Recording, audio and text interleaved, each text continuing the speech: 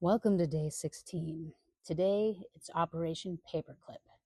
After World War II, the U.S. imported over 1,600 schmaltzy rocket scientists. This included Wernher von Braun.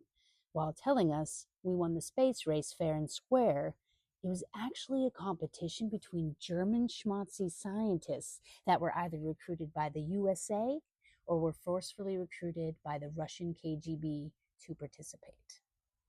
Hearing that the scientists who were critical in the US winning the space race and that they were actually former schmaltzy officers just doesn't feel like such a great American achievement that they try to make it out to be.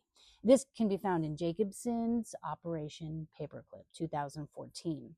It was originally called Operation Overcast, but when Camp Overcast became common knowledge and the government was getting pushback from the public, they renamed it in March of 1946. The new name was Paperclip because Ordnance Corps officers attached paperclips to the folder of schmaltzy rocket experts they wanted to employ. That can be found in Operation Paperclip. You can also find more about the recruitment in J. McGovern's Crossbow and Overcast, 1965. The entire program was named after office supplies, which is fitting because they were stapling a clean story over a bloody one. Were they responsible for deaths? Von Braun's V-2 rockets, built by these same schmaltzy rocket scientists, killed nearly 3,000 British civilians, 168 in a single World War strike in London. And even worse, over 20,000 concentration camp prisoners died building those rockets. They were starved, hanged from cranes, and worked to death in underground tunnels by these same schmaltzy rocket engineers. You can read more about this in the book, The Rocket and the Reich, 1995. Surely they were prosecuted, you ask.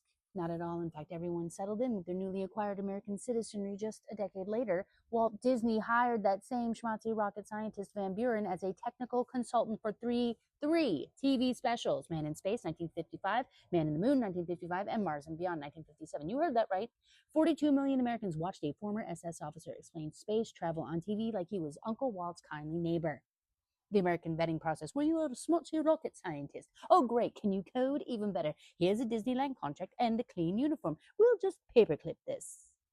So what's the danger of learning this history? It makes you feel powerless.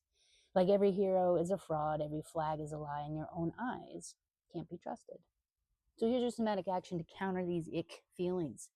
Do some moon grounding. Tonight, I want you to step into the moonlight, take off your shoes, press your bare feet into the earth, grass, concrete, whatever you have. I want you to raise your bare palms to the moon and hold that.